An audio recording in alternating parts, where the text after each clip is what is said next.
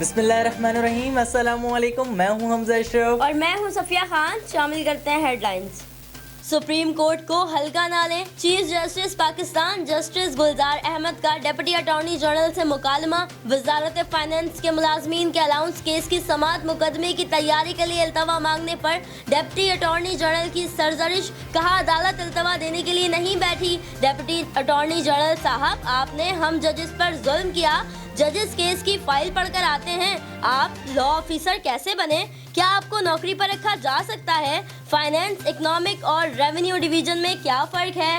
ہر سرکاری ادارے کی طرح دوسرے سے الگ ہے، کیا سب سرکاری اداروں کی تنخواہیں ایک کر دیں؟ معاون خصوصی فردوس عاشق اوان کا کہنا ہے کہ رانا ثناء اللہ کی رہائی کے لیے فیصلے کے خلاف اپیل دائر کی جائے گی۔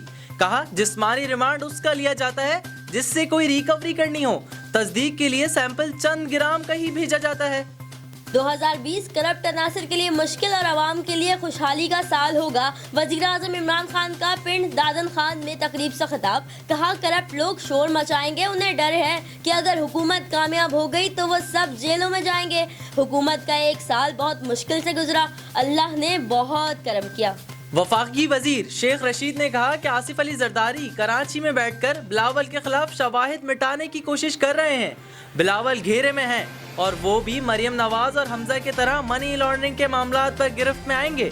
آرمی چیف کی مدت ملازمت میں توسیع کوئی معاملہ نہیں، سب کا اس پر اتفاق ہے۔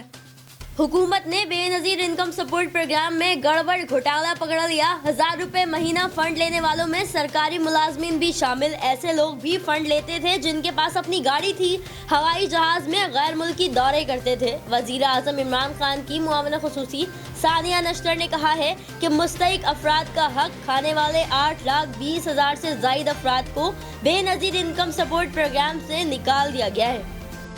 نون لیگ کے رکن قومی اسمبلی رانا ثناء اللہ نے کہا کہ میرے خلاف جھوٹا اور بے بنیاد مقدمہ درج کیا گیا۔ اگر اتنا بڑا نیٹ ورک تھا جس کو میں چلا رہا تھا تو اس کے دیگر کارندوں کو کیوں نہیں پکڑا؟ وہ ویڈیو کیوں نہیں پیش کی گئی؟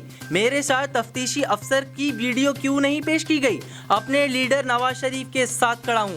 ہم ان کٹ پتلی حکومت سے اور ان کے ہٹ کنڈوں سے رکنے والے نہیں۔ چیف جسٹس سے جوڈیشل انکوائری کرانے کی اپیل۔ فی الوقت اتنا ہی۔ مزید خبروں اور اپڈیٹس کے لیے وزٹ کریں ہماری ویب سائٹ csnlive.tv۔ اس کے علاوہ آپ ہمیں فیس بک اور ٹویٹر پر بھی جوائن کر سکتے ہیں۔ دیکھتے رہیے CSN۔